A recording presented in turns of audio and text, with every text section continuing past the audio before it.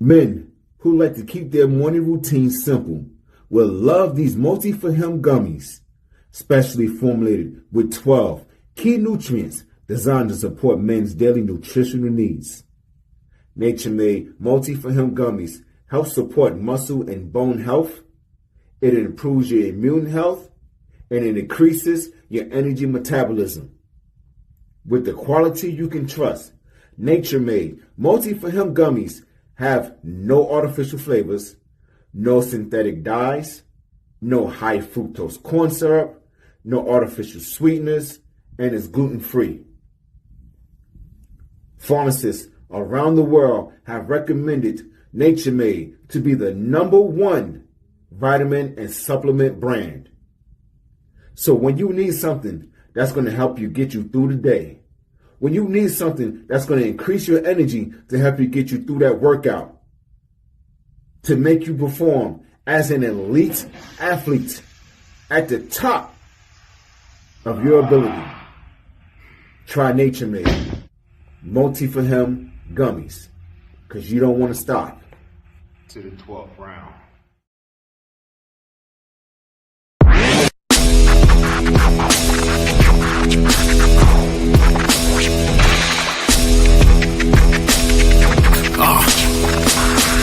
Hey yo, welcome to the Terror Dome. You should be heading home, cause you could bring all of your ninjas and the Technodrome. I rip right through your flesh and bone and mental capacity. Flood your mind with atrocities and copious tragedies. This dark Sabbath is a lesson in street. Behold the church of the ghetto, feel the words when I preach. Amen. Let the Lord say a prayer for they don't end up in front of someone banging their trigger. Living life like a war pig. Fuck the law, I'm getting mine. Let the others figure what the cost is. Purchasing the fortress of gorgeous acres enormous. Car park full of foreigners and women just waiting on us. We living the dream. Y'all living like hell is earthbound. We are not the same. You've been a lame since birth, pal. I don't feel sorry. I recommend they go dirt bound. Doggy dog world, and you've been looking like Chuck Brown.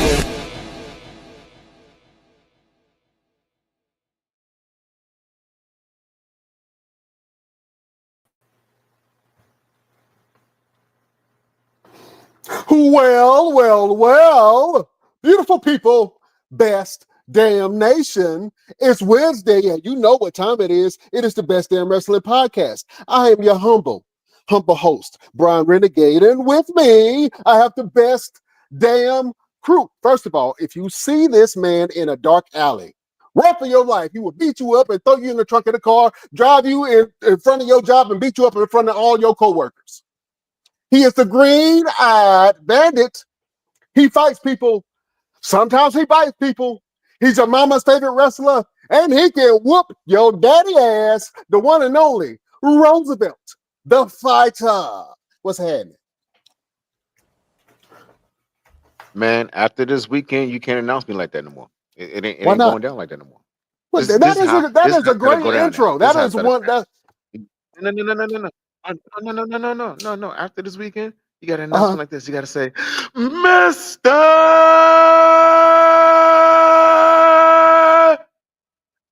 Everything. I see you've been working on your cardio. Everything.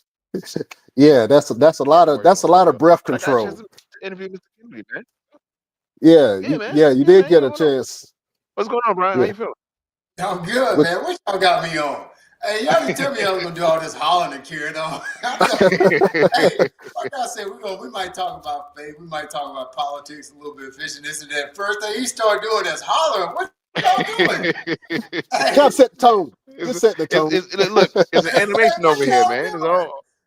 It's all craziness. Hey, the tone is set, good buddy. This tone right here.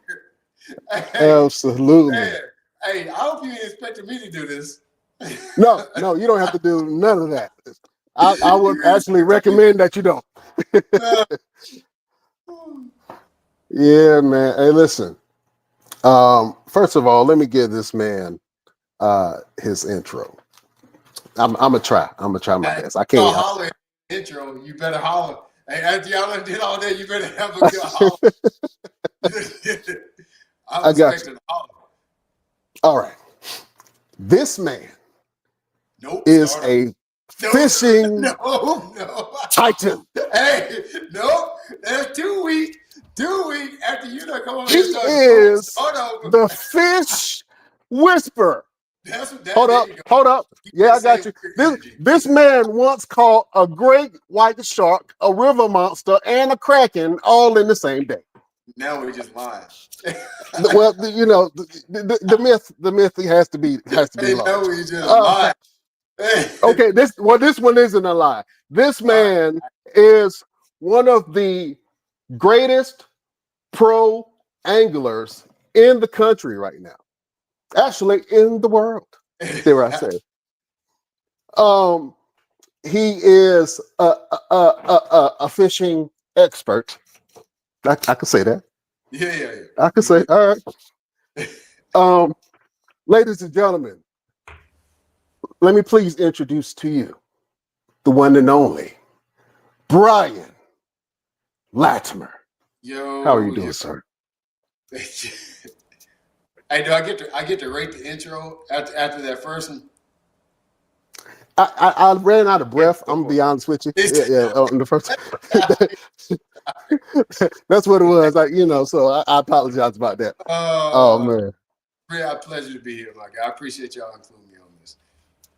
Hey man, we appreciate you, my brother. Yes, sir. Matter of fact, this is the week after Thanksgiving, and I always like to say, if you have not thrown your Thanksgiving leftovers away yet, y'all sounding like Ply. Give us the itinerary and the schedule. Yep. by at least by Monday, you need to stop eating it. By Tuesday, your ass getting worms. So I just Wednesday. So Wednesday you go, your ass go, you go to the hospital for sure. You going to the hospital. Yeah, man. But it's a pleasure to have you here, man. I've been a long time fan. I actually got cool points from my daddy for having you on here, man. He's a huge fishing fan, so I appreciate that. You know what I'm saying? You ain't even did nothing yet, but you hooked the brother up, and I appreciate it. Yeah, you got me kudo points in my pop's eyes. Yeah, Daddy don't give nobody credit. Be like mine. Oh no, it's hard pressed, man. So look, let's get to know you a little bit and let the fans get to know you a little bit, man. And actually, we got a lot of fan questions, man. Once we announced that you were coming, man, all the fishermen just came out of nowhere. Oh, you got Brian on the show? Oh, that's one of my favorite fishermen. So we got a couple fan questions that we're going to ask you, man. But let's get it from the start, man. I'm going to ask this question to you. So, Brian Latimer, when did you fall in love with fishing? I don't know. I never had an answer to that question. That's like asking, when did he start being a tree? I grew up around it. I don't have a moment. You hear people say that all the time when they win. They're like, yeah, when I was 5 years old, I had this dream. I don't remember. I grew up around it. My dad was a fisherman, a tournament fisherman. So that's what I'm supposed to do, ain't it? You know, I guess it's just, I just always thought I was supposed to fish. Always. It was a long gap in between, doing it for a living and and wanting to do for a living, but I just always thought I was supposed to be a fisherman. Oh man, dare I say it's in your blood? Yeah. It's in my mind. It's in my heart. It's in my heart. Okay, absolutely, man. When you were growing up, man, and you were learning how to fish, right? What was some of the first things that your dad taught you while you were out there? Man, don't mess up. Don't throw in the trees. For one, don't bring mud in the boat. All right. Don't waste no snacks in the boat. And shut up. That's what I learned first. All right. You know, that's a good question that I really don't have the answer for. I can tell you this. So my youngest son loves to fish, and he loves to fish, but at the same time, Brooks, when we're out fishing, he'll want to change up something. He'll catch 3 or 4 fish in a row. It's like, Daddy, I want to change colors. I'm like, bro, why would you do that? You just caught 5 on green pumpkin TRD. Why are you changing now? And you got a hot streak. Yeah, like why would you do that? I was fussing my dad about that one day. He's like, yeah, you used to be the same way. He's like, you just want to try everything in the tackle box. But that's how I know my middle son, he's got it. He's got the bug for it, for real. Like he's the real deal. But I definitely vaguely remember when I was little, just being curious about fishing. The thing that nobody really talks about, I don't really talk about it that much, but in the beginning, I like boats way more than I like fishing. And my love for boats fed my passion for fishing. Like I when I was probably 7, 8, 9 years old, I used to draw boats. I would look at the catalog. You know, you get those brochures. I used to look at that. I just knew everything about every boat, how long it was, what colors you could get, what the max horsepower rating was. Like I could point a boat out from a mile away and tell you everything about it. But that was probably my first love, was boats, bass boats over fishing. And then then the love for fishing kind of matured over time. Right. What's and I know that you say you have a love for boats, right? What was the first? Do you remember that, like the first set of boats where you were like, oh, I know that brand. What do you have a go-to brand? All of them. All of them. We go to the boat show. Yeah, so we used to go to the boat show back in the day. Boat shows aren't quite as big as what they are now. Back in the day, that was the only way that you could see boats. You didn't have the internet. So you might hear of a particular brand or whatever, but you might not have ever seen that boat unless you went to a boat show. But now online, if I tell you a boat right now, you can look at it instantly. But think about it, there was a day where if I said, what is a Norris craft? I don't know how you find out what it would look like. I don't know what you would do. Go find the encyclopedia or what. So the only way to see these boats that people talk about would be at a boat show. And so I used to run around the boat show, and I used to carry a bag around. I get every single one of the brochures and catalogs, and I just go home and look at them. I would draw them. I would draw everything. I don't have one in particular. I do know this. Of course, I'm a motorsports guy. I don't really do ball sports. Really, I like motorsports. And so I knew all the fast boats back then, the fast bass boats. So I was into the Bullets, Shadow, Allison, all the faster boats back in the day. Mm-hmm. So I was just into that. Moodcraft, that was one that was really fast back in the day. But I was just in it. I had a respect for the art behind boats, bass boats in particular. Okay. When it comes to bodies of water, do you prefer fishing in like a pond, or do you like to do like deep sea ocean fishing, or do mainly like shoreline? I've never been offshore fishing ever. I love saltwater fishing. I just like getting bites, bro. Where we need to go. That's all you need to do. We're pretty good. That's all that matters. I don't really. There's places I enjoy because they're different. That probably feeds my want or need to go fishing more than anything is how different or how interesting the place is. Is I get, you get a little bored of seeing the same thing over and over. Like I don't really fish that much at home anymore. If it's somewhere that I haven't seen before and it warrants exploring, finding out something new, that makes me want to get up and go fishing. But here at home, I fish these lakes a lot growing up, and I kind of, they have changed quite a bit, but I like to explore and find something new. So long as it's something I haven't seen before, you got my attention. Okay. Would you ever do deep sea fishing? I don't really want to. I've been invited a half dozen times every year. I don't want to do that. That's where people go to die. Keeping it real, Jack. All these fish are right here inshore. Why are we going 80 miles offshore to go die? I hear the stories all the time. The guys that shoot the TV show, they always tell me, yeah, we went offshore and so many people got sick and one of the engines went out. We were stuck and we had to spend overnight. Why would you do that? Give me a reason to go do that. That makes no sense. All these fish that we got 50 miles from me by road, why would I go offshore?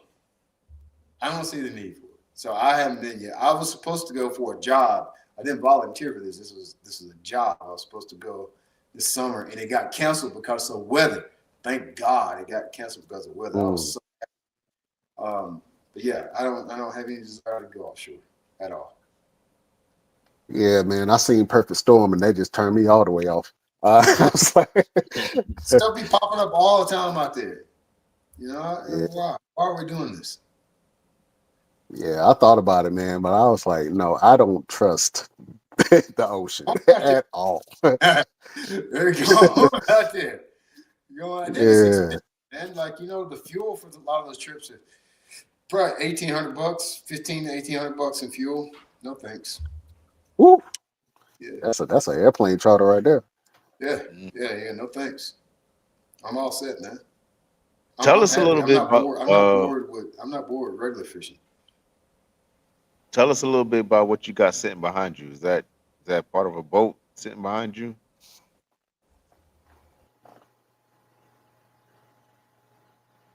Can you guys hear me? Yeah, I can hear you, but I'm not sure if he can. Roosevelt was asking, what's that? A piece of the boat that's behind you? Let's see. Where did I have it? There's a John boat behind me, and then my bass boat's behind me too. I got two boats there behind me. I'm at my shop. So I stream. I teach live. I teach people how to fish here in the schools in my shop. So I have a streaming studio in here. Stream something. How was that? Listen, how was that feeling when you bought your first boat? I bought my first boat. I probably bought my first boat when I was like 15, 16, something like that. Oh, you a G. All right. Never mind. You said I've been doing this.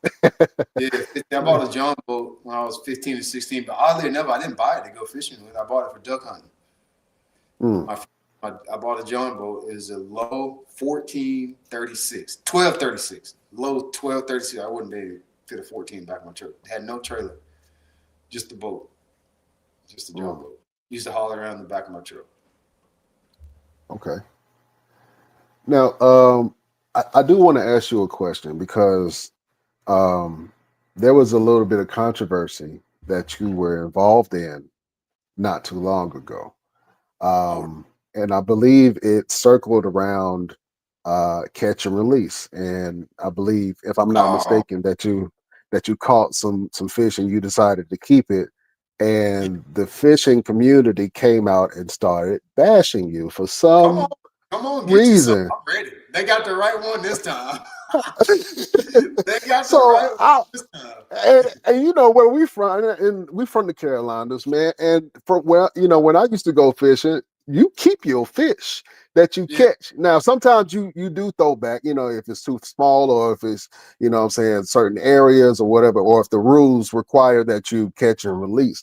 But what was that whole drama behind you deciding to keep your fish, man? And why do you think they came after you as hard as they did? Let me give you need some context here. So it wasn't so bad on my page. This was actually me responding to some hate that another guy got on his post about keeping fish. And so, and it'll pop up on mine too, because I love knocking the sides off of them.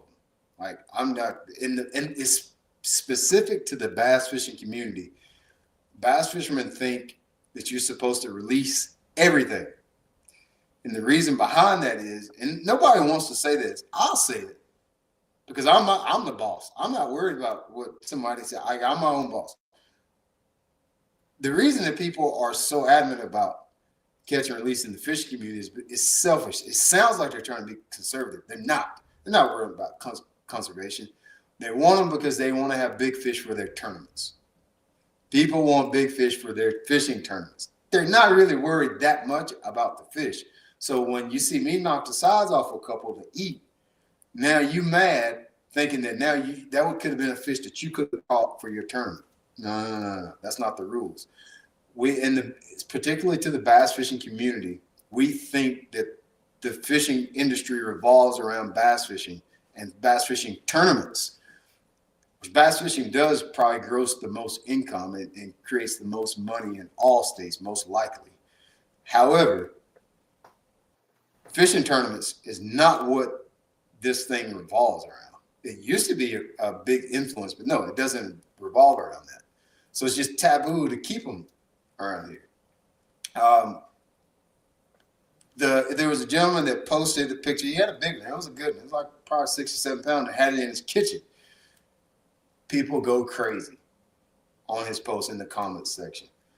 And I'm like, man, that's not against it's not against the law, because the first thing people are going to say, well, I don't mind keeping a couple small ones, but I let the big ones go. I hear you. However, that's not what the law says. You can keep, if you catch a 10 pounder, you can knock the sides off of them. That's legal.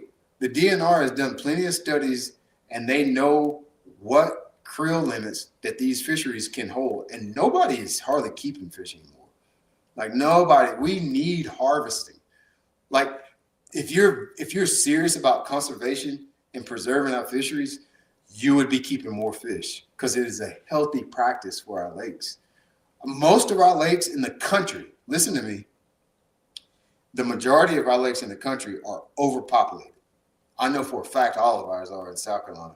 I know just about every single one, overpopulated. People get confused. They think because they have a tough time catching fish that the lakes are not overpopulated. No, you just can't catch fish. Lakes have plenty. Big difference. But yeah, the lakes have plenty of fish. They are overpopulated. We need to harvest more fish. That's why our fish are small. You don't see 10 pounders anymore.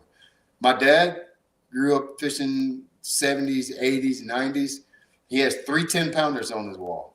I can't remember the last time I seen a 10 pounder in any of our tournaments, and I have never caught a 10 pounder. Too many fish. Too many fish. Now we have way more fish now, but we don't have as many big fish. You struggle to see like an 8 pounder.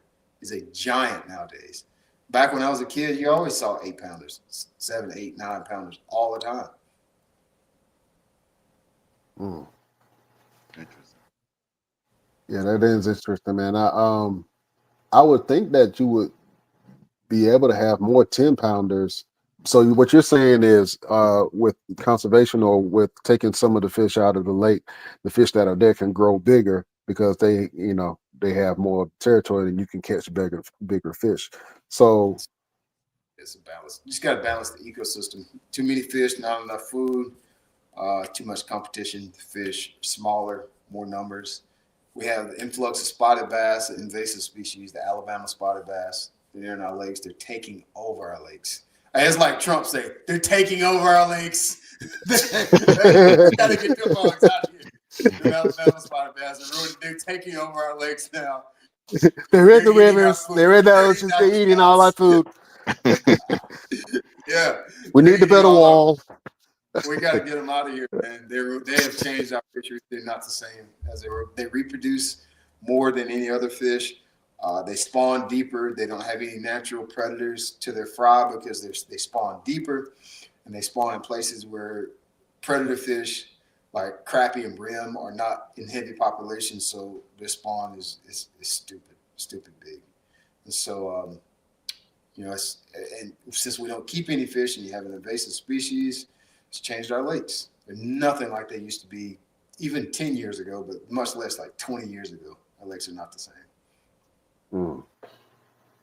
How deep are you in conservation? And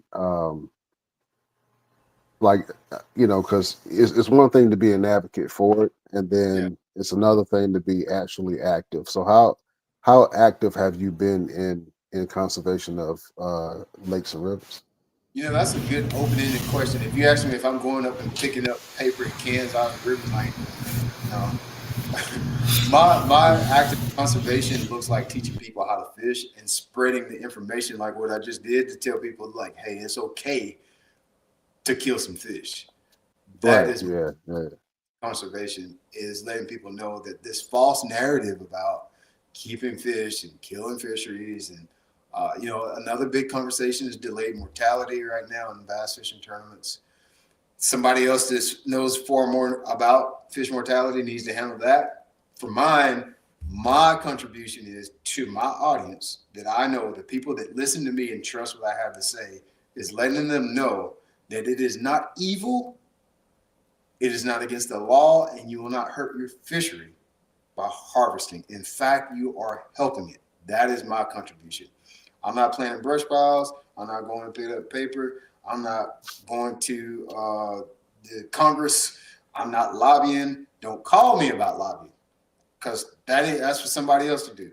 I'm doing my part on this camera right now. That's it. Because people have Yeah. called me to do that. I'm like, man, my plate is full. I ain't even got a plate. It's full. This thing is busting out the seams. You got to get somebody that does that for themselves. What I'm called to do is exactly what you see me doing right now. Absolutely. Do you see more people of color and more women getting into competitive fishing? We always been there. I grew up in an all black club. We always been there. It's more now than there's ever been, but black people have always been fishing. I will say I didn't see, which even in my town where I grew up, it was just black people and white people. But now, more Latino culture coming into fishing, Asian culture coming into fishing. Like, people you ain't never, I don't even know what culture that is. You see a lot more diversity. I mean, just keep it real. Like, I'm like, what is that? I don't know. Tell me about you. Right. But black people, we been there, man. Like, we've been there because we had to do it back in the day. Like, my dad then. That's what I was talking about. And when I say the culture of fishing, so many people got offended about that. When I was talking about my culture, we keep fish. They want to try to make it racist. Culture is just the people you grew up around. And it doesn't have a color. It's just who you grew up around. The practices of the people that you grew up around. I grew up around black and white people. And the black people and the white people was knocking the sides off of them back in the day. And so we've been there, man. Y'all know that. Like, we've been here. We're doing it on a different level now. Like you mentioned, competitive spaces. But like I tell you, those trophies you see in the background, that comes from it started out one-on-one bass, transitioned to a club called Tackle Box. That club started in the 80s. There's an organization called SABA, Southern Association of Black Bass Anglers. Black Bass stands for the black bass, not the person black bass anglers. Grew up fishing that too. That still exists. Been there since probably late 70s, 80s. Yeah, we've been there, and it's a lot. It's a lot more black people and women in the sport. There's room for us. Yeah. And I was thinking that because I think that you are probably one of those figureheads and a representative of not only your community and your village, but also young black people that are getting into the sport. You know what I'm saying? They're getting into competitive spaces. You know what I'm saying? So when people see you, they want to get to know more about the sport. You know what I'm saying? And I think that's what diversity does for certain spaces where you normally wouldn't see a lot of people of color in high competition level performances. Was it difficult for you to get your first sponsors, or like how did you first go about getting your sponsors, and was it difficult for you to attain sponsorship? No, not at all. No, sponsors are easy. This is why most people think sponsorships is hard. In our industry, it's probably the easiest thing. That's the smallest hurdle. If anybody says they have a hard time getting sponsors because they don't have anything to offer. They don't have anything to offer. They don't have anything. Most people, when they hear the word sponsorship, they think they means donation. Give me some money so I can do what I want to do with it. If that's your mindset, you got a broken mindset, and you will have a hard time, because ain't nobody looking to give nobody nothing. Nobody's looking for donations. I see it all the time. Right now, we're about to get our season started. A lot of pros. I've seen a couple posts on social medias. So anybody looking for some media exposure? Nah, bro, you looking for a donation. Let's just keep it real. Listen, when I tell you it is raining opportunity for any angler, especially, I would say especially a woman, especially Black and brown people, it is raining opportunity, because people can't help but keep their eye on you, even if they don't like you. They don't like you, and there will be people that don't like you, but most people, I will say, my personal experience is the love outweighs the hate. There's hate now. Don't get me wrong. There's hate, but there's so much love, so much, way more love than it is hate. The hate is real loud, and it can confuse you. The haters show up on your comments, on your posts, and they only show up in posts. They never show up at tournaments, by the way. I ain't never had a hater at an actual tournament other than my own competitors. They don't matter because they're not paying you. But they don't matter. Your competitors don't matter. It's your fans. I ain't never had one show up at a tournament, ever. I never had anybody, when I walk off stage, say, man, you just trash. It's always in the comments when they show up. It's always in the comments. And so when you really look at it square on, the love outweighs the hate, man. But it's raining opportunity out here for people. You just need if you have something to offer, you can trade your offer for money. Let me ask you a question, because I've seen this done, and I'm terrified of it, and I don't know why the hell people do it. Have you, or would you ever go noodling? Oh no! Oh heck no! In the tired of getting there. Heck no! Hey, well, hell no! No, buddy. Bro, this is a perfect example of what I was talking about with deep sea fishing. All the things you could be doing in the world. Why you want to go stick your hand in the catfish mouth? Why I want to do that? All these fish you can catch on the line, a hook, and a sinker, you want to go stick your hand up a catfish's brain. There's something wrong. Them people that do that, they deranged. They got something man. going on. The water is always muddy. It's always deep. And like they don't know what they're sticking their hands and their feet. Get out of here, man. I'm like, what made you do that? But I've seen a lot of people do it, and I was like, you know what? I wonder if he's ever been noodling. So, man. I'd rather go slam my in a car door. I'll do that before. I'll slam my in a car. My arm, for people listening. My arm is what I'm talking about. I go slam my arm in a car door on purpose while I go catfish. Okay, you scared me at first. I was like, that's a little extreme. That's the man parts. Hey, that's it. That's how extreme catfish noodling is. That's what I'm saying. That's what it is. You got to go one extreme. I got to go to the other extreme. That's what I think about it. Oh man, that is funny. That's kind of tough. Let's see if we got Roosevelt again. I think it's. I see a mute sign on my end. It went away then. Yeah. Say something, Roosevelt. Can you hear me now? I still ain't got it. Can you hear him? I don't hear nothing. Yeah. Well, you can hear me, right, Brian? Yeah, I can hear you. Okay. You guys still can hear me? No, you go up. Come on here. All right. I'm gonna go out. Nothing on my end, right? No, it's on his end. No, he's good. All right, let's go to some of these fan questions, man. Yeah. because we got a bunch of them. This is one that came off of Instagram. How much of a professional fishing is about mental resilience and strategy? And how do you keep your focus during a long tournament? It's all about it. It's all strategy. It's all mental. Matter of fact, probably out of all the things I've ever done, is probably the most mental out of all of them. The reason you'll see it in plain sight, because sometimes you'll see some of the most successful fishermen. You'll kind of look at their mechanics. You're like, man, you're actually kind of goofy out here with rod and reel. How do you win so much? It's Right. because they're really good at putting a day of fishing together. They're good at finding fish, the strategy behind it. And I would even go as far to say that the science behind it doesn't matter that much. Like, who gives a goddamn what the science is? Just tell me where he's at.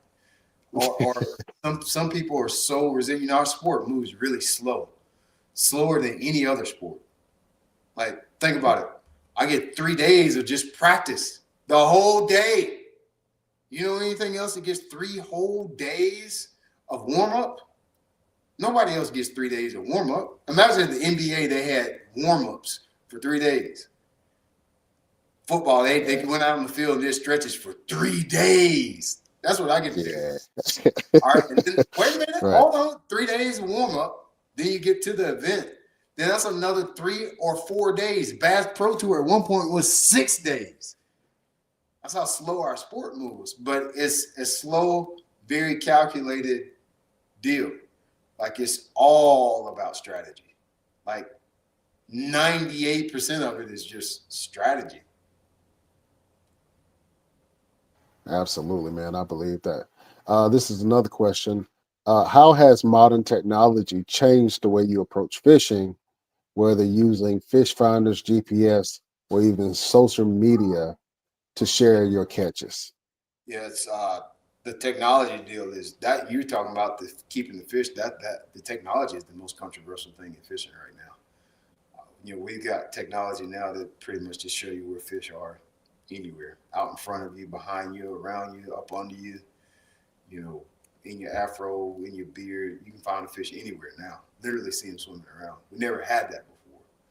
We had it where if you got your boat over the top of fish, you could find them. If you get your boat, you could always see them beside you or behind you or under you. But now we can look out in front of us, and this changed the sport dramatically. It's not the same. It's not the same sport it was even 5 or 6 years ago. It's very much so different. Um, I don't know if we'll go. I don't know what's about to happen. I don't know. I really don't know what's about to happen. We've started to put measures into place to slow it down, to control technology now. I think it has been good and smart. I think we didn't need that because it was going silly there for a minute. It was going silly. But I think us putting some control measures on technology is going to be a good move for the sport, keeping it interesting, number one, and keeping the sport what it actually is supposed to be. In the beginning, I didn't think this way. I'm always a person, you can always change my mind with new facts. In the beginning, I was like, oh man, technology, things move forward. You always gotta have forward movement. And then I saw how drastically it changed our sport and how much it made it unattractive to a lot of newer people. And so after I got the new data and looking deeper into it, what we're doing now, it makes a lot of sense to put these control measures over it. Yeah, absolutely. And I think that it's another question that kind of led to the question that you just answered, and you kind of pretty much answered the question. But it says, fishing has deep traditional roots. How do you balance respecting those traditions with embracing new trends and innovations in the sport? You know, that question is very tricky because a lot of times your traditions, man, that's a tricky question. A lot of times when we're saying traditions, really it's really preference, which in a nutshell, really, when we talk about controlling the sport, a lot of it does have to do with preference. But I think those two words represent two different perspectives. So when we talk about tradition, a lot of times that's coming from an angler perspective. I got into the sport this way. You need to use this type of hook and this type of boat and do it this way, the way we've always done it. I'm not so certain that just doing it the way we've always done it is the right thing to do. I do think there's ways to move the ball forward and still have it evolve. So with the technology that we've had in recent years, it has changed what the sport, the very essence of it is. Like, it turned it into where it's not fishing anymore. It's not even that. I see the fish, I throw the fish, I catch the fish. It turned into that deal where in years, the very essence of fishing is almost exploring, experimenting, and figuring it out. And the technology became so powerful that it was removing that part of it, which is the very essence of fishing. You know, like it's almost like having, and this is the worst analogy I probably can ever make. It's almost like having a partner that's a robot versus actually having a person that is a partner that is a human. It's kind of what it's turned. It was that drastic with the technology. So good and it's so powerful. It was taking away the very essence of what the sport is. Now, I know that was a drastic analogy, y'all. You call me, I ain't call you, so you're gonna have to deal with it. Hey, well, you got me now. Yeah, I got you now. That's what I wanted. Yeah. So do you feel like the connection or the soul of fishing has been taken out of the sport? No, it ain't taken away. No, it ain't taken away. Man, and so a lot of times this conversation is wrapped around the newer anglers in college and high school. These little suckers are good, man. They're really good fishermen. No, the soul is still there. The sport is, despite I've been on podcasts that talk about how fishing is declining, how this and that is going on. Fishing is declining in the way that we are used to seeing it. Fishing is not declining. Competitions are not getting smaller. The way that we are used to seeing it is shrinking, but the sport as a whole, it is very much so 50 times bigger than what it was when I was getting. I will argue that with anybody. I've had very, I don't want to say high level, but yeah, very established people in our world that are saying that how the numbers are down and it's just woe with me and everything's bad. It's like, bro, there's no way the numbers are down. It's just the numbers are down, and what we know fishing as is what it's changing. It's like the numbers are down on radio. So what if I said, since the numbers are down on radio, man, just marketing doesn't work anymore? Right. Numbers aren't down. Like people are still buying stuff. They're still getting influenced, but now they're not even on TV. They're on YouTube or they're on TikTok.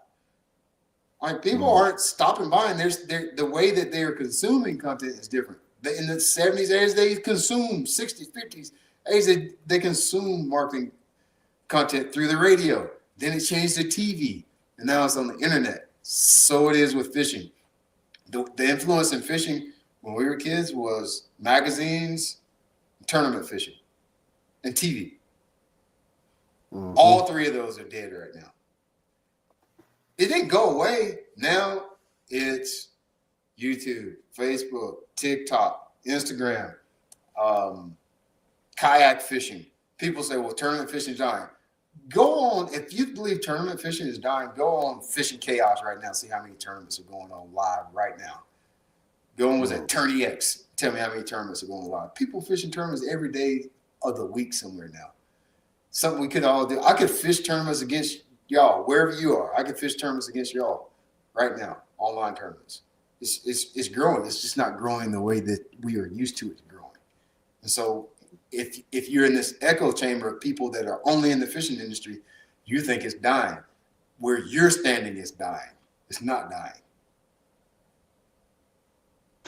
What's the biggest lesson that fishing has taught you about life? Oh, that's a good question. Biggest lesson that fishing has taught me about life. Really, is you can make money at anything. Probably. That's a good lesson. I think you can make money fishing, bro. Come on. Like, you can be a millionaire fishing. Like fishing, you can be a millionaire. Wow. Like I don't know if you can be a billionaire yet, but you can definitely be a multi-millionaire fishing. Now that ain't the lesson that people want. They probably want me to say something deep, like you just my inner soul is connected to the nature. Man, hey, Can I make money? the biggest thing I love is like, dang. So I look at like now that I know that I can make money fishing, like this will go away one day, right? Like I'm not always gonna be able to make. There's always a ascend, a plateau, and a descend. This will go away, but the lessons that I got from fishing, now that I see what I see and know what I know, I'm like, man, I could start another business tonight, and then by the end of the year have something going that could potentially be profitable from an idea tonight. Like right now. Like right now, I can start a Facebook page, YouTube channel right now, and tell millions of people about my offer now. You couldn't do that 20 years ago. Couldn't do that. That's probably the biggest thing that I definitely learned from fishing is raining opportunity. You know what? Damn it. I got my damn fishing pole right here. Let me go find some of them opportunities. Because you talking about people to make. Let me put this shit together real quick. No, you just use the rod. See, that's always, and I'm just using for example. I know that was just, we're just having fun. But that's how people think. It's like, no, how are you going to help people? There's always money with helping people. Right. There's always money. Like, how are you going to help people? There's no money in stroking your ego and showing people how many big fish you can catch. It helps. It helps. But that helps you. That helps your ego. How can I help you catch a 10-pounder? That's what I want. You know what I'm saying? That's the goal. How can I help you catch? How can I help you cast better? Absolutely. We got another fan question over here. Live bait versus lures. I don't even use live bait. Remember last time I used live bait? I hate dealing with it. I don't want it. That ain't fishing. Like live bait fishing sucks. That is very controversial what you are saying in the fishing circles. Hey, bring them on. Let them controversy me. I hate it. What did I say about what were we talking about earlier? I'd rather go slam my arm on the door than fish with live bait. You throw it out there, you just sit there and you wait on what do you do? Now what? Why would I do that? Why would I do that? Well, when I came up, fishing with live bait was kind of a rite of passage, right? Right. You really didn't want to do it, but you had to. And my father, he would fish with worms occasionally, but he loved to fish with like shrimp. I don't mind fishing with cold dead shrimp, but he fished with live bait. I mean, that's he probably still do to this day.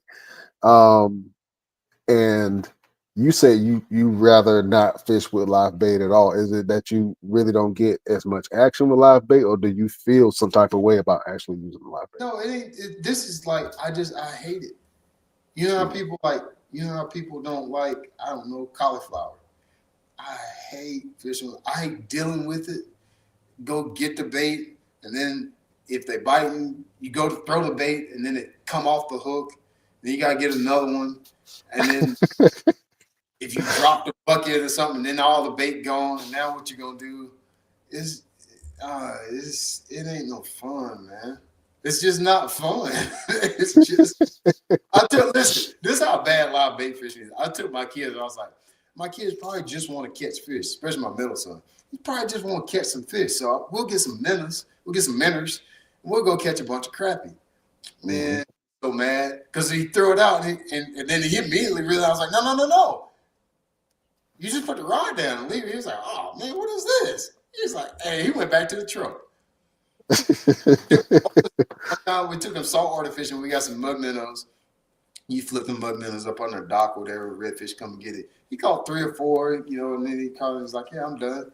Because man, it's trash. It just ain't fun. It's just there is no fun. You don't get to feel the bite. You don't get the joy of saying I made this good cast. You don't get it.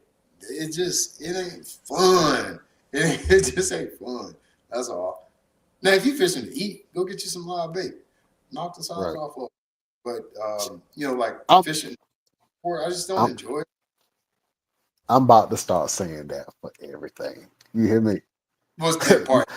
Not the size off of them. Yeah. Hold on, real quick, baby. I'm gonna knock the size off of you. Yeah. Yeah. You be like, yeah, man. That's awesome, bro. Have your kids, like your sons, have they gutted fish before? Like, have they gutted and cleaned the fish through that whole process? That's the whole beauty of harvesting fish. Your kids will have a different appreciation for wildlife once they have gutted a fish and then ate it. There's a different, especially young boys, girls too, but especially boys, when they cut a fish open and they see the insides of it, and then they get the reward of not only catching the fish, cleaning the fish, seeing what's inside of it, and then frying, baking. We fry them. Let's just be real. It's a game changer for kids. There is a different appreciation for the outdoors once they have done that. Yeah, so it's almost something a little bit primal, what I'm saying? The feeling of catching and then gutting and then cooking and eating. Do you have a preference in the type of fish that you prefer to eat? Yeah, I do. I'm not really a fish eater anyway. I don't really like them that good, but the older I've gotten, the more I've gotten where I like fish and specific fish that I like. I like firm meat fish. I don't like soft meat, so I'm going to make everybody mad. I don't really like crappie. So after delectable table fare there is, crappie. I don't like this soft. So my favorite is like a brim, bluegill. I love them. Firmer meat, sweeter meat. Spotted bass tastes really good. I haven't cleaned a largemouth in a long time. That's becoming almost like a darn near extinct species where I live. So it is hard for me to knock the size off of one of them. I will now, but I haven't knocked the size off a largemouth in a long time. Spotted bass, I'll knock it down. The spotted bass, knock him down. But saltwater fish, flounder is my favorite. Redfish probably second. Trout, speckled trout is like the crappie of saltwater, just softer, mushy meat. Don't really care much for them. As long as it's firm and sweeter, I like it. Flounder to me has got a sweeter taste too. Okay. Do you get your fish from local fishers or markets, or do you go to the grocery stores to get your fish? I mean, it just depends on what we're talking about. I eat salmon from the grocery store, salmon, but I'm not going there to get. I probably have got catfish a couple of times from the grocery store, I would say. Yeah. I had some catfish nuggets before. Yeah. I've ate catfish from the market before, but other than catfish and salmon, like I'm not going there getting cod, nothing like that. Those are really only two. Now when we go to a restaurant, I might get some mahi or tuna steak or something like that, because I just don't have access to that stuff. But usually, that's what I want to get when I go there. Okay. This is another question that just came in mind.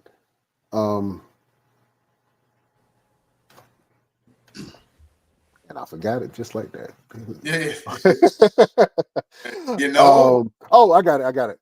Is there, what is the most misunderstood thing about competitive fishing? Probably that it's complicated. The higher you go up the ladder, the more you start to travel, You have to simplify everything. If I would have learned that 7-8 years ago, I probably would have had triple the earnings that I have now. I thought you had to be more complicated and more, just more things. It looks like you need a lot of things to be competitive angler. Secret to being a very competitive angler, especially on a higher level, is actually simplicity. Get really good at a couple things and taking those things everywhere you go, because we just don't have the time. You don't have the time to be choosing between 84 different techniques and lures when you travel. You need a bedrock of really solid things that you have a lot of confidence in, that you're really good at. You take those everywhere. If I'd learned that 7, 8, 9, 10 years ago, I'd have 5 times the championships I have now. Now I'm gonna let you flex real quick, because I want people to understand how good you really are. Can you talk about all the championships and awards that you have and that you've won? Yeah, so I don't really have a lot of championships. So I won my first tour level championship in 2019. And then I won a BFL. I won my teammate and I, Mark Dennis Jr., we won the Pan American World Championship in Canada the same year that I won Seminole. And then before that, it's mainly all local stuff. I'm actually glad you brought that up, because that is one of the things that's also a very big misconception. In fishing, it's not like basketball, or it's not like racing cars or any other sport where you get most of your anglers don't have any wins, not any tour level wins, like at all, and they have like 20-year careers. So fishing is very much so different in a lot of other sports where you don't get a lot of first place. There's not a lot of championships to win. You think about, we only fish 6 tournaments a year. There's only 6 winners all year long, 7 counting the championship, all year long. It used to be 200 people, 180 to 200 people. Now we're smaller fields to anywhere between some tours around 60 to 80 guys to 130 or 40 guys. 6 or 7 people all year. And most of the time, in most eras, there's one or 2 anglers that win most of the tournaments. And so it's very different in a lot of other sports where it's not something that many anglers accumulate a lot of championships in. But on local level, everybody wins.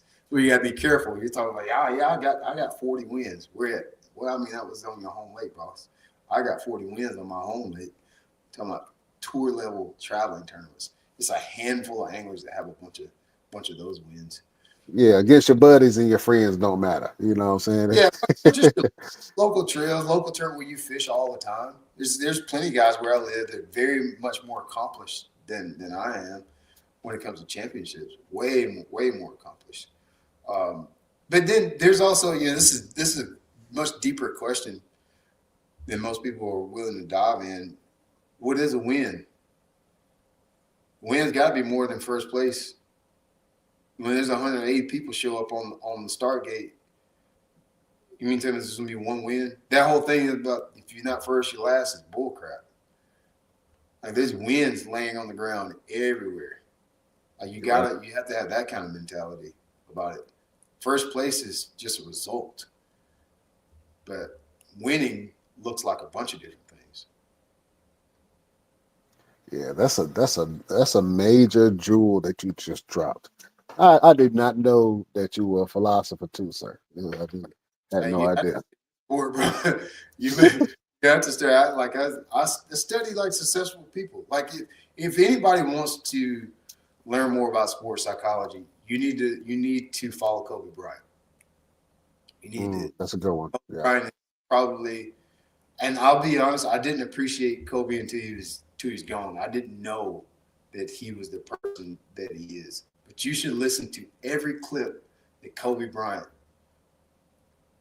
talks about. Kobe has tons of championships, and he doesn't even talk about his championships. He talks about small wins all the time. He talks about the process all the time. Kobe was process oriented. You should follow Kobe. If anybody wants to be a professional fisherman that's listening, you won't listen to Kobe Bryant. Yeah, I bought my son one of his books, Mamba Mentality, Yeah. and he really loved that because I like um, the focus that Kobe had was bar none, man. It was just different. It was legendary to the point where everybody was talking about the type of focus that he had, that Michael Jordan like focus. You know what I'm saying? How do you get focused right before a tournament? You know, I wish I had something really cool to say about that. I've been asked that multiple times. I wish I really had something. You know what I found out the older I got? This is another thing that I wish I would have learned or realized. In the beginning, the stakes are so high and you need to do well so badly that you try so hard that it actually ends up working against yourself. My tournament results didn't really start to settle out until I stopped caring as much. I was overthinking everything. I was trying so hard. I'm also come from a blue collar family. The harder you work, the more money you make. The more money you make, the more things you can do. That doesn't work in sports that well. Like Right. you can overwork yourself. And I was overworking myself. The first, man, if I'm being honest, so I started the tour in 2016. Probably 2022 before I realized, like, man, I'm working too hard. Like, I actually try to unplug. Like, I haven't been bass fishing. I have an app where I teach people how to fish. I took a guy fishing first week in November. I haven't been bass fishing since then. And I hope I don't have to go bass fishing maybe once or twice more before the season starts. Once I started taking the off season off and doing other things and saltwater fishing, I love riding dirt bikes and doing that kind of stuff. And my seasons go so much better. I wish I would have learned how to let my hair down a little bit earlier on. And I'm not even answering your question. How do I try to focus? No, you're good. I mean, yeah. I'm actually trying to go the other way. I'm actually trying to go the other way. I'm just trying to just trust what I know about fishing and be comfortable in the decisions that I'm feeling in the way. Because when I think about it too much and when I over process my practices and tournaments and get so caught up in the result, and social media, like if you have a bad day, people know about it immediately. You're gonna get a text about it, and so there's that intrinsic pressure there to always just work. Man, I didn't enjoy it. I wish if I would have known, I would have enjoyed the first 5 or 6 years of fishing on tour a lot more if I would have known how to not care. But at the same time, I couldn't afford to not care. I had no money. I didn't have no money. And I was scared. And I was scared. You're just scared to death. That's real, yeah. It was just scared to death. And it wasn't until I started analyzing, I was like, man, I do way better when I kind of don't really care. Like I could go out the first 2 tournaments of the year and finish 105 and be like, man, all right, I don't know. Yeah, I'll try again next time. Yeah. I ain't sweating it. Especially in our sport, you can't say this for every sport. Think about how arrogant it is for you to think that you're better than a bad result. That like you are so good that there's no way that you should get 126. Right. That's arrogance. That is super arrogant. There's nothing, and I don't care what anybody says. That's arrogant. No, you can get a 102. You can get a 147. I can get a 1 too. I can get a top 10 too. I can catch the biggest bass of the tournament or the biggest bag of the day too. But there's going to be days where I'm going to be on the bottom. Cool. Because I know it's going to turn around sooner or later. Because I know that because I trust the work that I've put in over the years. Like my ego's not attached to those results anymore like they used to be. That was deep what you said, and I think a lot of athletes can really learn and relate to that too. You know what I'm saying? Because you see the more that you lean into your talents and then if you get an injury. I think it usually happens after injury where you start to question, like, oh man, am I still good? Can I still do that? Was it just my ego thinking, or was I, you know what I'm saying? And then you have to rebuild that up. You know what I'm saying? Have you ever received an injury of any sort while fishing? Not an injury. I've definitely been sick while fishing though. 2024. I want to say I didn't know it at the time. I got COVID 2024. I couldn't finish the season. I couldn't get over it. I got sick. I was sick the whole year. Every tournament it come from my kids. Like I have little kids. At the time, 2024, it probably would have been 3, 5, and 11 or something like that. But toddlers, big toddlers. Yeah. So something's always in the house all the time. And I got something February of that 24 season, could not shake it all year. And finally at Eufaula in May or June, I thought I was gonna die on the boat. I was so sick. I had never been that sick in my life. I didn't know if I could drive home how sick I was. I couldn't practice all day in the tournament, like I was sleeping in the boat. And I just couldn't shake it. On top of that year, my granddad passed too, so it was like just some emotional stuff going on too. I didn't even go to the last 2 tournaments. I didn't go to the last 2 events. So sick on top of just dealing with life problems. But sickness, yeah, I haven't had an injury. Now, I like to fool with motorcycles, so at some point something's gonna happen. At some point it's just inevitable. But not injury-wise, I hadn't had anything really other than being sick. This kept me from the sport. Okay. Yeah, that's awesome, man. Roosevelt, he was having some connectivity issues, but he did ask a question. If you were not fishing, what do you think you will be doing? Man, so many things. I say this all the time, and this is going to sound really disrespectful. I really feel like I need like 3 lives. Because I love fishing. I was a musician. I played bass in my church for right around 20 years. When I started, okay, you hit the dun. Okay, all right. I can see myself being a professional musician. I like music. Most people don't know how big a part of my life music is. But I like music a lot. Okay. I like motorsports a lot. I love motorcycles. I probably could do that for a living. I probably could figure out a way to do that. Would you try doing the motorsport? Like if there was like a celebrity motorsports competition or something like that, would you ever try that? I'll race a couple races a year. But like for a living, like literally trying to be a pro at it. No, I'm not saying you got to be a pro, but would you try like to do a race or a competition? Yeah, I race already. I race. Okay. My son races, and so sometimes when he hit the race, I'll jump in the race too. But yeah, I race now. But it's just local stuff, just like jumping in a local fishing tournament. Okay. I race now. But I like motorcycles a lot, man. I just bought a new motorcycle yesterday. Word. What you get? KTM 300 SX. Ooh, nice. I have. Let's see, there's one. So I got in my house right now.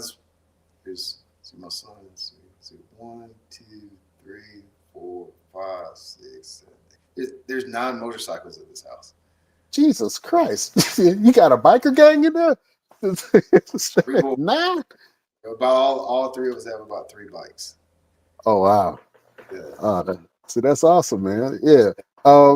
Big part now, of my life.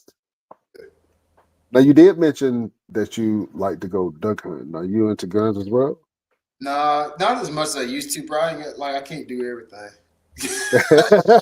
I would if I could. That's what I mean. Like I don't have enough life. Like I'm like, God, how am I going to do all of these great things that you created with one life?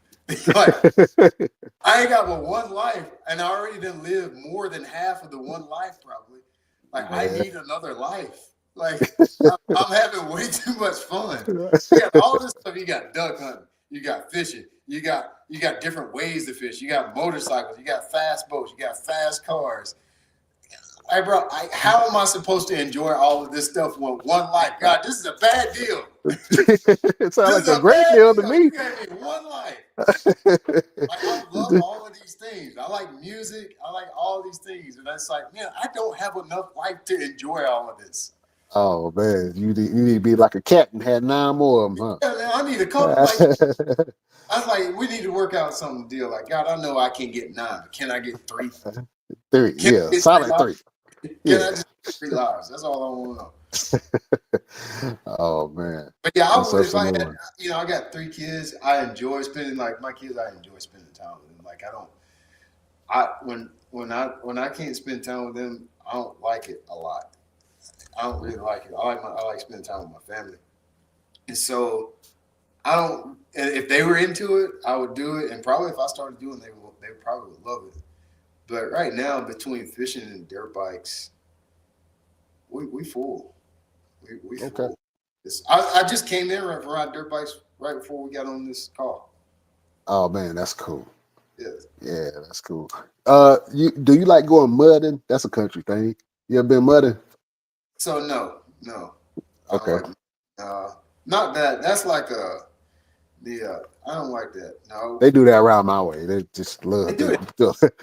Yeah, do it here too. So we go to tracks, motocross tracks, and my son races. My oldest son is the racer in the family, so Okay. we're at cross track stuff like that. So it's like sanctioned stuff on closed courses.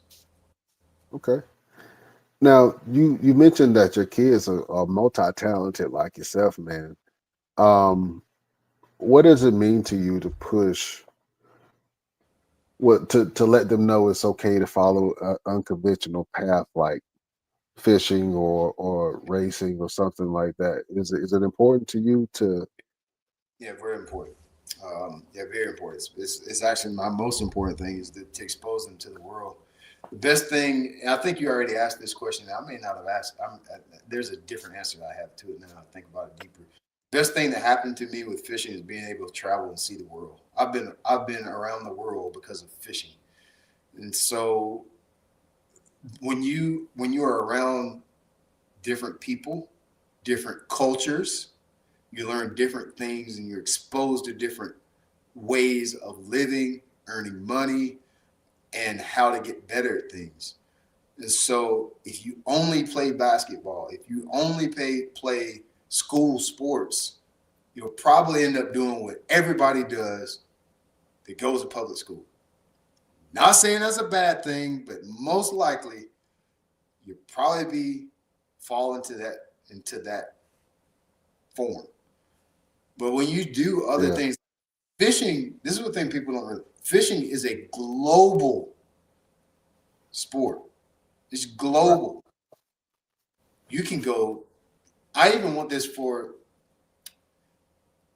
I don't know if this is right, but I want this for my son. I know people are thinking, well, he's going to be the best tournament fisherman ever. I'm like, yeah, that would be cool if he's a tournament fisherman. But what if he ends up with a TV show where he travels to Africa, Europe, Canada, Australia fishing? Like, it is bigger than tournament fishing. The best thing that I've got from it is just seeing how being around other people from different parts of the world, seeing how they do things, seeing how they live and how they approach all kinds of different situations. It opens your eyes and gives you a different perspective on life. When you're in that same echo chamber of people doing the same thing all the time, being what everybody else is. And that makes it sound like fishing's better. I'm not saying that. I'm not saying it's better. The way that I did it is better. I don't want it to come across that way. But I do think it's important for us to see other things in the world and see how other people are living. I've learned so many things just from being around other people in other cultures. Absolutely, man. That's very, very interesting. What do you have a favorite place that you have traveled to so far? Northeast is probably the coolest I've ever been. New York, Canada, that northeastern tier up there is just it's so pretty. It's not what people think it is. It's very rural, very desolate. Almost seems like Yeah. the end of the earth. There's not many people northeast of the United States, mainly because of the harsh climate. But yeah, it's worth seeing. It's worth seeing. Absolutely, man. Well, listen, my brother, I got a bunch more questions to ask you, but we got to have you back on the show. Yeah, I appreciate This y'all, is bro. absolutely, man. I've been waiting for this interview. It was a pleasure meeting you. I had beef with you at first. I'm I ain't gonna glad. lie. I Ground beef. Hey, ground beef is good. I had valid ground. I had veal. I had some nice Yeah. because we share the same name. A lot of people know that my government Yeah. last name is Latimer. Oh, And really? yes, my real name is Brian Latimer. I went to And school for the Latimer, he's my cousin. How about that? How That's you have a crazy. cousin that's named Brian Latimer? That's how big my family is. Hell, we might be cousins. I don't know. We Maybe. gotta see. I gotta ask around. Never, I gotta ask around. I no. could not find myself on Google, on no social media searches, because as soon as you type in Brian Latimer, I I come saw your up. face and your achievements, and I'm like, Yeah. who is this dude? Why is Yeah. he taking my identity? Yeah. But, Yeah. yeah, but Oh, I did listen, not know that. yeah, my real name is Brian Latimer, so I was like, "Look, man, let me." Yeah. And so it's crazy to talk to another Brian Latimer. Yeah. And Yeah. so how do you say your last name? Latimer? This is what you say? Latimer? I Yep. say it with it. Almost sound like a D. And sometimes I have to pronunciate it but like Latimer Yeah. sometimes. When you're spelling it, a lot of times they put two T's and they put an N instead of an M. Or Lattimore. Yeah, it is. Yeah, I see that a Oh, it lot. just made me so mad. Every time they Lattimore, I'm like, no, I'm not, because that's a different name, dummy. That's a whole nother person. A whole nother name. That ain't the same person. Lattimore is not the same as Latimer. That's different. I was like, William and Williamson. That's two different names, dummy. Yeah, man. It pissed me off so bad, but it's okay. Yeah.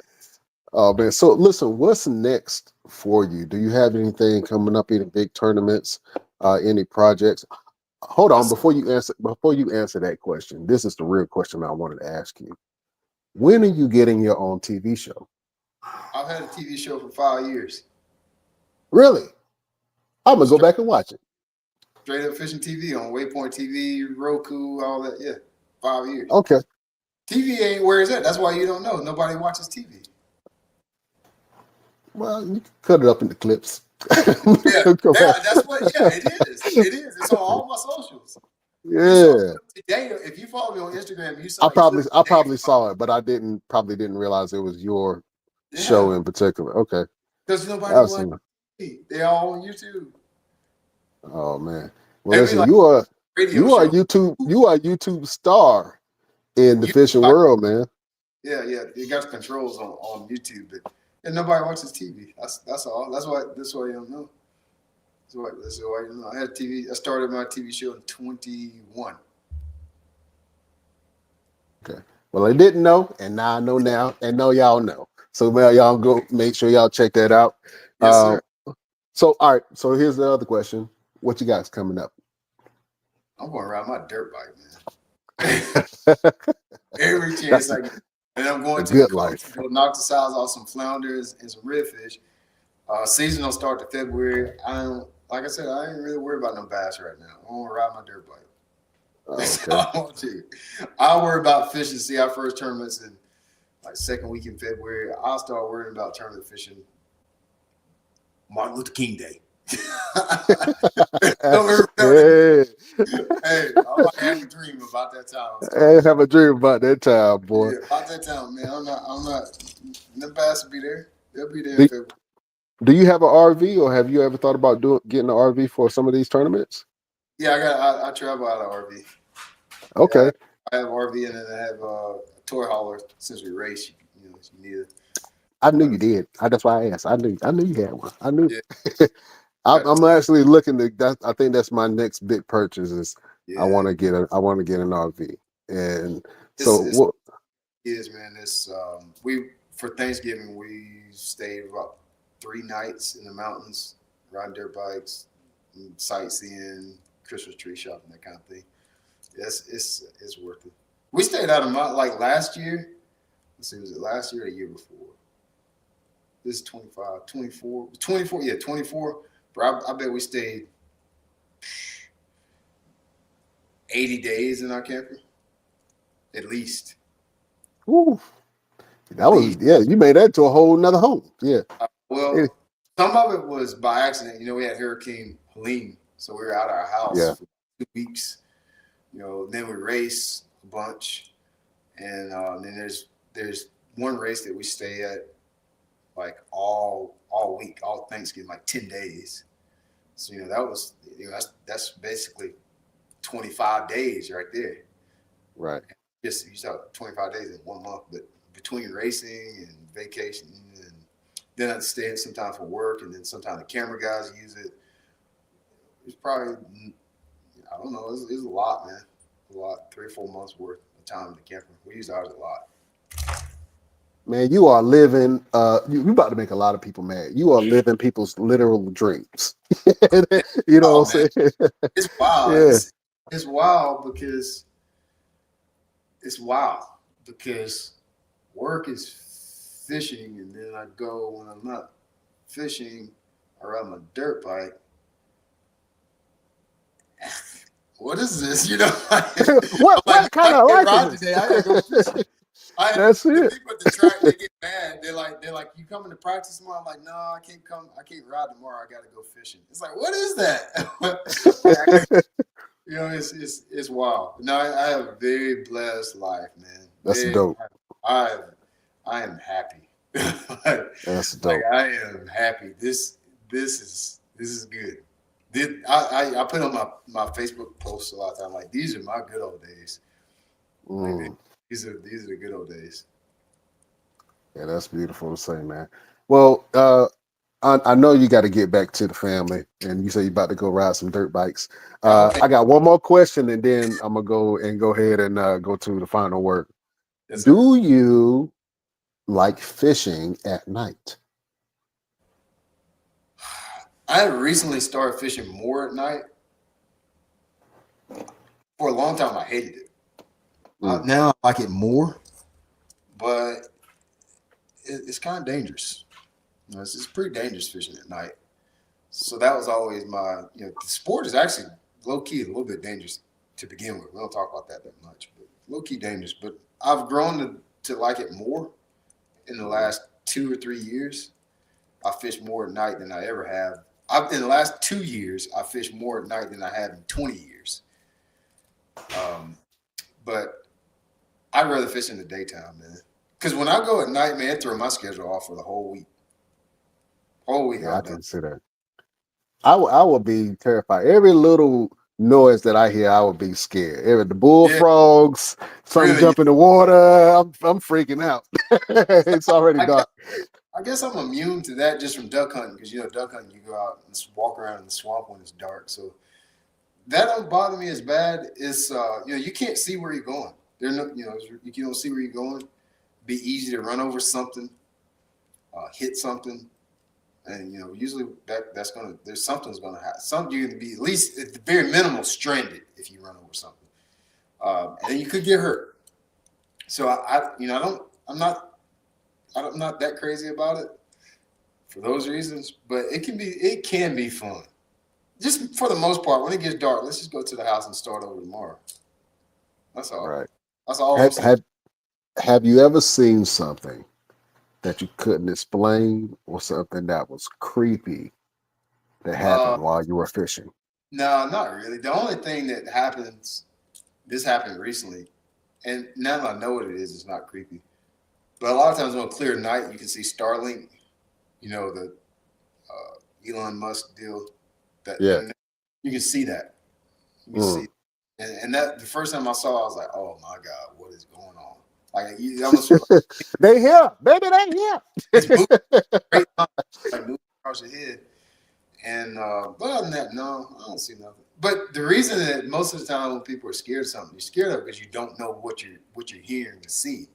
Right. So I've been outside enough when I hear or see something, I know what it is. I've been doing this a long time, so I know what it is. It don't really scare me. I don't have to sleep in my boat from being stranded at night before, so I don't. Mm. That don't really bother me. There's nothing really I can say that's ever bothered me. Boy, that boy is true grit. Yeah, just country. Yeah. True grit right there. You hear me? I Yeah. fell asleep in my boat for 5 days. I woke up. I didn't know where I was, but it was okay. I can tell the true story is we had a really bad storm, put my boat on the bank, and I had to get in the rod locker. It was really bad, like lightning. And when the storm passed, it got really hot, so it got super foggy. It's all happening in the evening, so I didn't know how to get back. This is pre-GPS days. Well, at least I didn't have a GPS. GPS existed. I didn't have it. So I couldn't get back. I didn't know where to go. It was my first day on a brand new lake. It was on Lake Martin in Alabama. Went to go see the lake, left like 4 o'clock, big storm comes up, boom, boom, boom, lightning, yeah, get in the rod locker, wait for the storm to pass and come out, fog, you can't see your hand in front of your face. I had to sleep in the boat overnight. Mm. Oh man. See, my brain would have been talking to me. Everything would have been everything. Boy, that's a different type of pressure, man. And how long did you say you stayed there all night? Yeah, just in the morning till the fog cleared. Okay. I didn't go back to the truck. I just went straight back to fishing that morning. Oh, okay. It Normal was just thing. inconvenience. Like I was wet, a little bit cold. I was just like mad. Mm. Just mad. That's all. It wasn't no big deal. If you put that man on an island with a shoestring and a paper clip, he gonna catch some monsters. I'm trying to tell you. I don't want to have to find out. Let's say that. Absolutely, man. All right, so we got this segment on the show. It's called Final Word. It's a way for us to give a little bit of motivation, a little hope to get through the week. Yes, sir. Some for the peoples. You know what I'm saying? So Brian Latimer, or Brian Latimer, as we say. Yes, Do you have a final word for the beautiful people? Oh, so this is my final word. Yes. It's raining opportunity out here. Don't be left on the bank. Don't be left on the bank. That's the only thing I got for y'all. It's raining opportunity out here. Yeah. It's raining opportunity. Grab a bucket and not an umbrella. Huh? Yeah. Huh? You hear me? Yeah, we here. That's right. That's literally that simple. I won't give you can't remember. It's raining opportunity. Absolutely. Where can we find Brian Latimer merch? Shopblat.com. At a Black Friday sale. My guys that run the site are pretty lazy. It's probably still going on. It's supposed to end Monday. More than likely, they didn't turn it off. Go check it out. Shopblat.com. See if the Black Friday. They have 50% off on all the merch right now. Absolutely, man. Make sure you guys get some merch. I might go on there and get me some merch just to support. I love supporting people, man. So I'm gonna have to get me I'm gonna get me a shirt. You're gonna see Brian Latimer on there. You're gonna be like, did I buy a shirt of my own? Yeah, exactly. I don't have anything with my name on it. It's just I got an Excite Bite hoodie and t-shirt that you have to pull it up so you can see it. Yeah. Okay. Everything. Absolutely. Shop.com. Absolutely, man. We're gonna go check that out. And so beautiful people, if I have to leave you with a final word. I was in my garage in my gym this morning, and I don't know, it just came across my mind, and so I wrote it on my whiteboard, and it said, be effective, be efficient. And so whenever you're trying to find out what you're good at, or if you're getting into a new sport, if you're getting into a new hobby, if you're getting into something that you want to be great at. We mentioned Kobe Bryant and that Mamba mentality. You know what I'm saying? Have that Mamba mentality about things that can change your life. For instance, Brian Latimer found fishing, or fishing found him. And he's made an amazing career out of what he has. And he is an influence and an idol in the in the fishing industry. You know what I'm saying? He can get in the ring if he wants to. Hey, dude, I He can cannot get fight. Yeah. Don't tell nobody that. I can't. You know? I cannot fight. I ain't never been in a fight. Yeah. Fishermen carried knives, man. Fishermen carried knives. I already know. But yeah, man, anything that you do, if you want to be great at it, be efficient, be effective, and be excellent in everything that you do. That is the final word from your boy, Brian Renegade. Man, you can't tell nobody you don't know how to fight. You got to always keep a tough face. We from the Carolinas, man. No, that's like most kids. I can't fight. They just shoot you. Straight up and down the sideways. That I didn't say I could handle nobody. I can't fight. I don't know what I can do. Somebody try to fight me. I don't know what might happen. Yeah, don't let me get to my truck gun. That's all I'm saying. Absolutely. Otherwise. Yeah, man. You're a lover, not a fighter. Lover of fish, lover of people, family. Right. You know what I'm saying? I dig it. Well, listen, man. It was a pleasure having you on the show, man. Definitely stay in touch. Yes, sir. I think we would love to have. Matter of fact, we have an event coming up called Mall Mania. It's at the Greensboro Four Seasons Mall. It's a charity fundraising event for autism. So we're raising awareness for autism, and we're trying to provide resources for the community. So we have an event called Mall Mania. We have over 40 plus wrestlers. We have different comedians there. We're gonna have free food trucks and all that stuff. It's at the Greensboro Four Seasons Mall. So you and your whole family is invited, man. You guys, if you have an opportunity to come up to Greensboro, show us some love. But if not, man, we appreciate you. And listen, you got to come on again. You know what I'm saying? I didn't dig in too deep, but I wanted to put my claws and I didn't want you to say nothing that was going to be sprayed everywhere and take you wrong. Hey, you can't embarrass me. Oh. Oh man, I wouldn't try to, my brother. Hey, I respect you. Thank you for doing what you do. And I'm a fan. I'm a fan for life, bro. So I appreciate it a lot. Absolutely. We'll keep in touch. The next time we reach out, we'll try to get together again. Absolutely. And I'm out here on the West Coast, man. I'm actually in Phoenix, Arizona. Have you ever been out here to Phoenix? Phoenix? No, I haven't been to Phoenix before. I've never been to Phoenix ever. Okay, you got to open an invite. I got a guest room with your name on it. Yeah, I definitely get out there. It probably motorcycles before fishing. Okay, yeah, they got boats and motorcycles out here too. So yeah. It's a lot of guys. Some of the guys that train with us are from out that way. Okay, cool. So yeah, we'll definitely link up. Can you help me end the show real quick? Yes, sir. All right. Now I want you to say the word damn. So I'm going to say we will see you next week on the next best. I'm going to point to you. Damn. I'll say everything but damn. The damn is in the Bible. I'll say everything but damn. Can you say darn? Can you say this is the best darn wrestling podcast. Can you say darn for me? You can say darn. Best darn wrestling. Yeah, we're gonna say the best darn. All right. So when I point to you, I want you to give me your best darn. All right. Here we go. Beautiful people, best damn nation. We will see you next week on the next best darn wrestling podcast. Oh man, Brian Latimer, you are a gentleman and a scholar, sir. Thank you so much for your time. Amazing interview.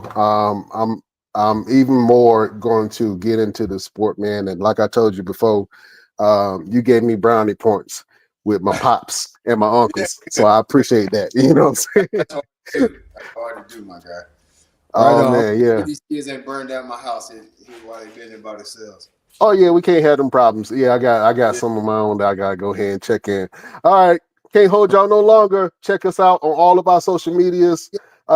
We will see you guys next week. We bid you adieu.